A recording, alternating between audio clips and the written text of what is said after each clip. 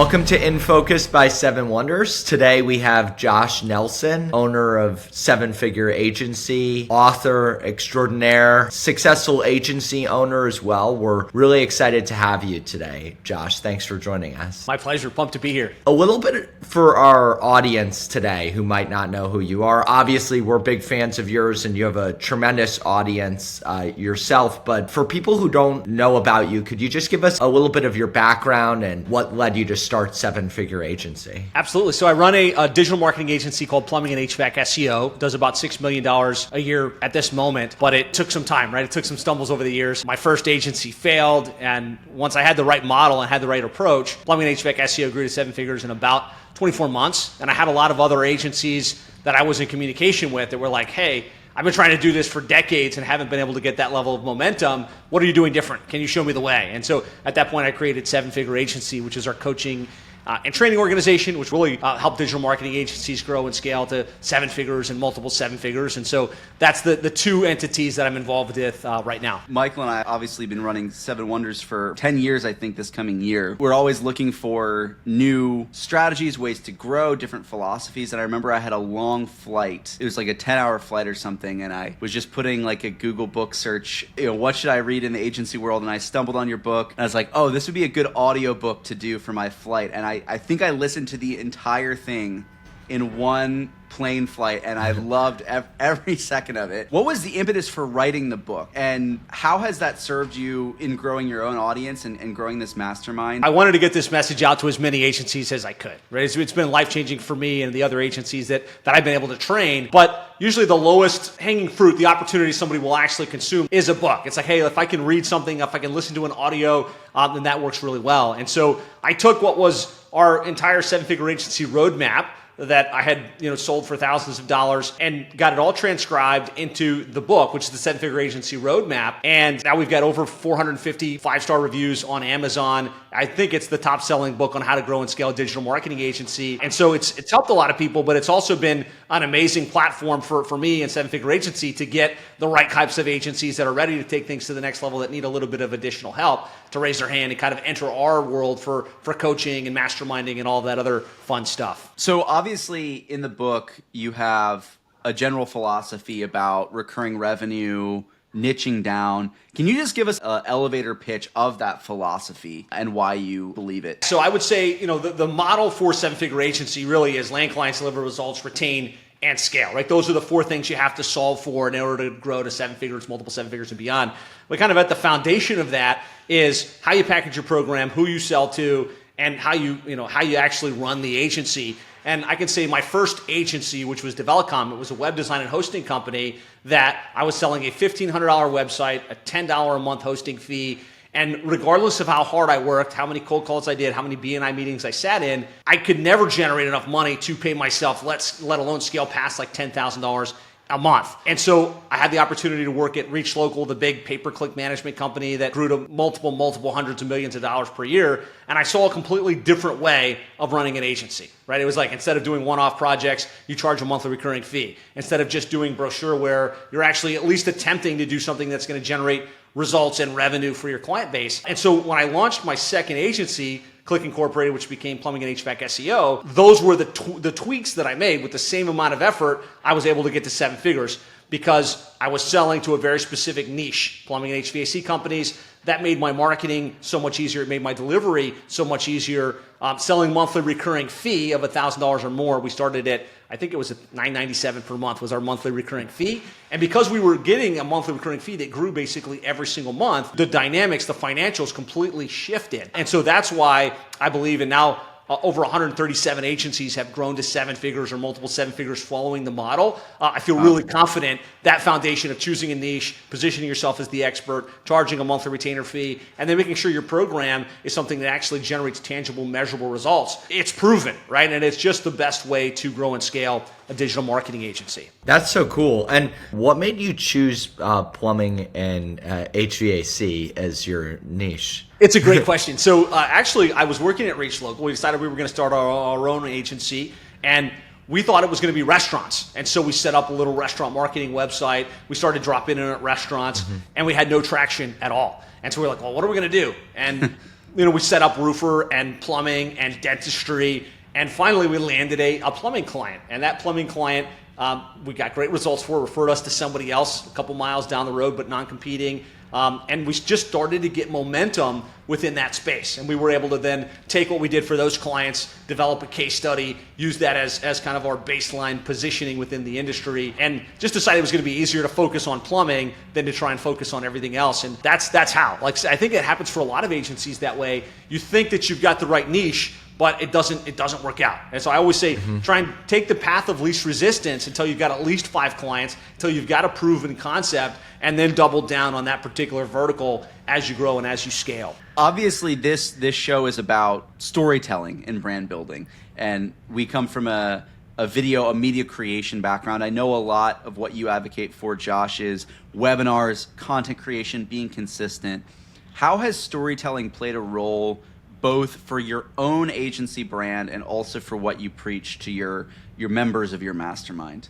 I think it's mission critical, right? Like, a lot of agencies want to get technical and they want to talk about click-through rates and conversion rates and average cost per lead. And the more technical you get, the less interesting you are. People resonate with stories. Stories are what stick. Stories are what will get remembered. In my book, The 7-Figure Agency Roadmap, there's one story that I tell. Basically, one story about how when I started my first agency, I borrowed $10,000 from my dad. And my dad's a missionary. I've got 3 older sisters, and it was like asking for $100,000. It's like 3 paragraphs in the book. But that's the one thing that I get told more than anything else. It's like, oh, that story about you and your dad and the fact that your dad was a missionary and you've got a Christian background is the thing I hear most from anybody. And so I really believe stories are what stick. Stories are what sell. You need to have the technical aptitude. You need to fill in the gaps with like the logical side of the equation. But if you're not telling stories on your podcasts, in your books, in the content that you produce, you're not going to resonate in the same way. I distinctly remember that particular anecdote as well. So interesting how it transcends a lot of the data, a lot of the technical information, which is obviously very important. But I think we're hardwired to connect with the human experience, which is best told in a story form. Yeah, and then I get on the agency front, I think if you can tell the stories of your clients and like their success and how you help them triumph. I think the best example of that was we had a couple of plumbing clients, but we wound up with Shamrock Plumbing in Orlando, Florida. And we were able to help Shamrock Plumbing become the dominant player in that market and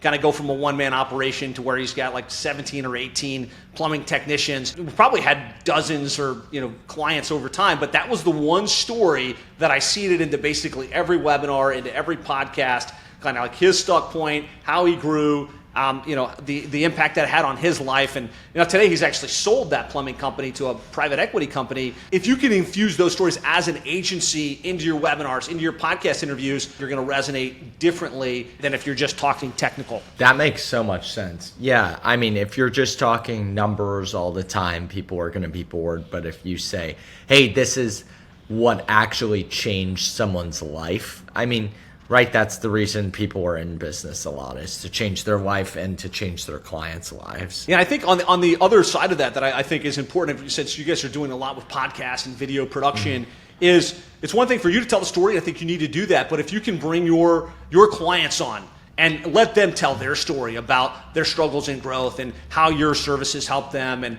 how that their life is different and better because of that, you just have a multiple on that story. Because it's one thing to hear you say it and people are like, yeah, I don't know if that's true. Like, is he making that up? But when you've actually got that client on Zoom or on Riverside or whatever platform you're using and you're letting them tell their story, that's extremely powerful. So true. And we're already seeing that as a really powerful tool with podcasting in general. And we used to do, and we still do, really high quality video testimonials for our clients. And we've done some for ourselves too. But we find that this format, it's just easier to get people on, and it's a lot lower of an ask than, hey, can we come to your office and film for 5 hours with the lights and the cameras and the whole crew and everything like that. Can you talk a little bit about storytelling, content creation as an authority building tool? I know you just mentioned this format is great to get guests on to help tell their stories.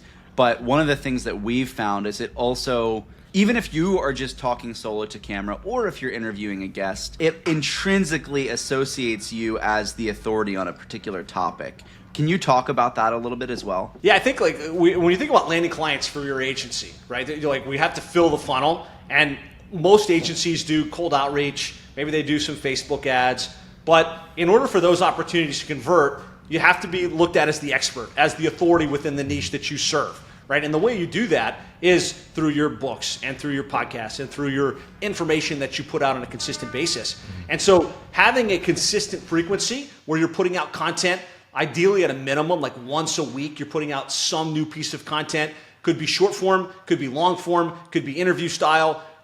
That's going to start to have people look at you as someone that understands the industry, that has expertise, that has knowledge, and try not to just talk technical. If you're going to talk about SEO, for instance, here's the strategy to get ranked #1 for the plumbing keywords. And you can talk about on-page and off-page and links and citations. But if you combine that with a story, an example, hey, here's this client, they weren't ranking, this was the issue, like they didn't have enough links or they didn't have enough reviews. And so when we did that, their volume jumped, and here's a screenshot of how many leads they're getting every single month and how they're ranked today. You combine the technical talk with the example and the story. That's where you've got dynamite from a conversion perspective. I know you get to see a lot of agencies, and you get to see a lot of agencies talking about their clients and what's successful. What are some of the most successful mediums that you see for agencies? It sounds like you just said the agency portion, but like for agencies, clients, what do you think is it the same strategies for marketing an agency that they use for their clients? I think when they're marketing for their clients, it's a lot of the same stuff, but it's a lot harder, right? Because the client maybe isn't comfortable on camera, or they haven't got the reps like an agency owner would with their smartphone. But I think YouTube, Instagram, TikTok at some level, podcasts. For us, and I can talk specifically working with homeowners that are hiring a plumbing company to do business with. The most basic form would be them talking about their service and like the problems that they solve and why somebody chooses them versus the competition. The level up from that would be to have them select a super tech within the organization, so the one that's in the home, and train that person how to, hey, I'm going on site to do this job, here's the problem the customer has, and then actually a little bit of recording, hey, here's the issue with the plumbing, here's what we did, and then if they can combine that at the end, like, hey, Mr. Customer, tell us a little bit about your experience, and record them, then you've got an amazing little piece of content that will make your plumbing or HVAC home service business stand out. And so as an agency owner, you should be thinking about how you can leverage video, how you can leverage testimonials to help your clients generate better results, right? And it's a function of training, and it's a function of having those conversations, seeing the importance of it. Because most of us as agency owners, especially doing the traditional website SEO, pay-per-click, social media type stuff, we do content, right? We write a lot of this content for their website, but with ChatGPT and Claude and AI coming on the scene, content's going to be relatively easy to churn out for this type of stuff. And the only thing that's going to stand out in the future is, at least in the immediate future, is going to be authentic videos and authentic storytelling. And so if you're not thinking about this, you're not thinking about how to implement this for your clients, the relevancy of your agency may be at risk in the years ahead. We're seeing that at all levels in our business. I mean, we work with startups, but we work all the way up to Fortune 100, Fortune 500 clients, some of the biggest brands in the world. And it's incredible to see, as Michael alluded to at the beginning of our recording here, the pivot some of them are making. We do their national commercials, we do their big high budget testimonials, but there's this huge embrace of phone recorded, computer recorded video podcasting content, even at the highest level. And it's incredible because it's really the first time that local regional agencies can actually compete with national players on this basis, because people are responding more to authenticity and storytelling. And everyone with a phone can create authentic content. I have a little bit of a tangential question, but I'm curious about it. Your schedule must be very busy, I would imagine. If you're running your own agency or part of that, you have seven-figure agency, you're clearly doing content. We get your newsletters, we get your YouTube videos consistently. I'm sure there's some degree of automation programmed into that. Twofold question. One, how do you manage your time as someone who's looking to get to be you, an agency owner that wants to get to the level that you're at? And then two, what is the most rewarding part for you at this stage of your career? Love it. Great question. So from a time and efficiency perspective, Time blocking, mission critical, right? You have to decide in advance, this is what my week needs to look like. These are the important things I need to make sure I get done. Have to time block. I do run 2 multiple 7-figure businesses. Plumbing and HVAC SEO, my agency, over the last decade and a half, I've been blessed to develop an amazing leadership team. And so I really believe as you grow and as you scale, you put systems and procedures in place, you put a team in place, and then I run EOS, the Entrepreneur Operating System. So I've been able to put that team in place where I've got somebody that's doing the sales, doing the marketing, doing the fulfillment, managing the client base, and I'm not involved day to day. I don't have a critical daily function at Plumbing and HVAC SEO, despite the fact that it does over $6 million per year. I'm on the leadership team, so I show up on Wednesdays and I invest that time with the leadership team to make sure the scorecards are in order, that the delivery is happening. And so that's probably 20% of my time, invested on the agency side. The other 80% is on 7-figure agency, which is creating content and growing that particular organization. The content that I put out, like the only way that the content is getting out on such a consistent basis is long form time blocks.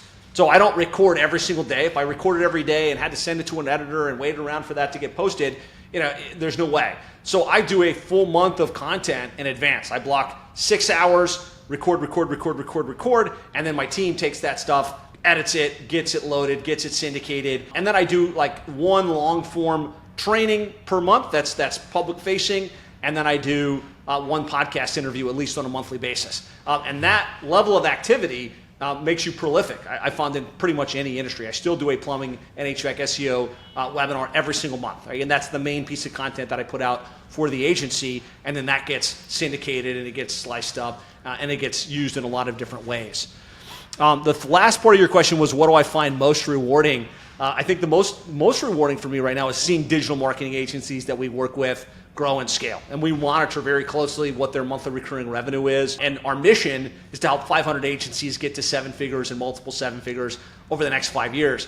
And so seeing those agencies get to 7 figures and how that changes their life in terms of their freedom, in terms of their financial resources, and the impact that they're having on their clients and the teams that they employ, that's, I think, what is most rewarding for me. I know you've evolved a lot as an agency owner, as your agency's grown and as your different businesses have grown. How do you think is the best ways for agency owners to evolve as their business grows? When you're doing only, let's just say, $100,000 a year in revenue versus $3 million a year in revenue, what do you think are the main building blocks in terms of differences for people from one to the other? Yeah, I think the first thing you have to solve for is landing clients. Or you have to put a system in place. If you're at 100,000 or at $1 million, usually to get to the next level, we've got to increase the revenue, right? We've got to increase the velocity of new clients coming in.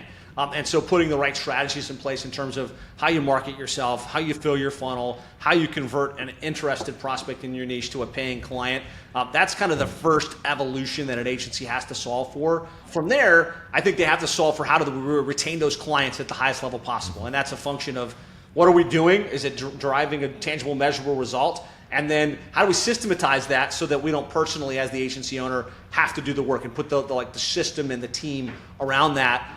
And then kind of the third iteration is the scale and removing yourself from the different components of the business, right? If we've got clients coming in on a consistent basis, we're retaining those clients because we've got good systems and a good account management strategy. Then it's like, how do we build a leadership team? How do we build the team that's going to do the work and continue to innovate the service offering so that we are better than the competition and we deserve the right to retain our clients and earn the profits that we have as an organization. We're members of the 7-figure agency community, and one of the resources that's currently there is resources about content creation and podcasting. Can you talk a little bit about the value of this format and podcasting for agency owners, harping on some of the things that you have included in that 7-figure agency model? Oh yeah, absolutely. So like when we think about how we market ourselves, there's so many different things that come into play, like cold outreach, joint ventures, being at events, running Facebook ads, and all of that leads to is a prospect, ideally raising their hand and expressing some level of interest. The bridge between a prospect and somebody that's ready to hire you and that comes to you pre-positioned to buy is your authority, right? And there's only so many things you can do to improve your authority in the eyes of your prospects, right? Number one is to have a published book. Number two is to be the speaker at events and conferences. Number three is to be the person on the podcast or the person putting out content on webinars on a consistent basis. And so there's only two things I recommend agencies do every single month. One is to do a podcast, and that's either them sharing content or them interviewing someone like you guys are doing right now, asking questions, extracting value, extracting relevant information. And I find that when you do that on a consistent basis, you do a podcast, you do a webinar every single month, you've now got a reason to nurture your database, right? And just those people that have opted in, those people that have expressed interest, they need to be nurtured, right? And doing a podcast and dropping value on them, they start to see you, they start to hear you, they start to think of you as somebody of value that's got proven results that can be the answer to the results that they're looking for. And so there's really not a more powerful mechanism than consistently podcasting and becoming the person that people want to listen to while they drive, while they're in between tasks. When you do it consistently and people start to think of you in that way, don't be surprised when clients start showing up on your calendar. They're like, hey, how much is this going to cost? Don't be surprised when you go to the industry conference and prospects start tapping you on the shoulder, asking to take a picture with you. And I'm not talking about on a massive scale. I'm talking about clients within the seven-figure agency that run a podcast for tree trimming services. When they go to the tree trimming service industry expo, people are coming up and say, I've been listening to your podcast for months. I really loved the interview that you did with XYZ. Can I get a picture with you? That's possible for you in your niche when you do this. And when you do it right, like what these guys do, not only will you have a podcast, but you'll have a podcast that makes you stand out, that makes you differentiated against all of the other agencies that might be in your niche. Absolutely. I mean, we've seen it anecdotally. I mean, we've been doing it for clients. We've been doing it for ourselves. I think our show has only been on the air, so to speak, for 2 weeks. And we already have people knock, hey, I love that clip. I think Michael ran into someone at a restaurant and someone we knew. Hey, I saw that you guys on that. You must be killing it. So for owners looking to hit seven figures, if they haven't hit seven figures yet, what advice would you give them today? Yeah, so for agency owners looking to get to seven figures, a couple things. Number one is set your intention, right? Most important thing if you want to get to seven figures is decide, I'm going to grow this agency to seven figures. Number two is to build a plan. So if that's where you want to go, what does it mean? We got to get a certain number of clients paying us a monthly retainer fee. We got to retain at a certain level. Plot it out. Put it onto, we have a sales retention tracking sheet that we share with our members. Plot it out. Figure out what does that look like on a monthly basis, on a quarterly basis, on an annual basis, and then build the plan. If we're going to get to that level, we've got to figure out what are we going to do daily? Maybe some level of outreach, maybe some level of personal connections. What are we going to do monthly? Again, do a webinar, do a podcast every single month in addition to having a great prospect database. And then quarterly, create a case study. Get a client on, ask questions about where they were, where they've come, what you did, how that's impacted their life and their business, and then find an opportunity to plug in live at an industry event or an industry conference. Sounds basic, but the reality is if you do those basic things daily, those basic things monthly, those basic things quarterly, you start to get enough strategy sessions, start to get the new client flow that you're after, getting to seven figures becomes an eventuality. I almost think about it like concentric circles, time-based concentric circles. It's like there's a daily thing that you can check off the list, weekly thing that you can check off the list, a monthly thing, and then quarterly and beyond. And that's so true, especially if your goal is to be getting recurring revenue. You need to be doing things on a recurring basis to attract clients to want to see that they need to be doing things with you consistently. It makes sense. Because we've enjoyed being in the seven-figure agency group and hearing from you and absorbing your content, for an agency owner that might be listening to this as part of our network, can you just give the elevator pitch for what seven-figure agency is and does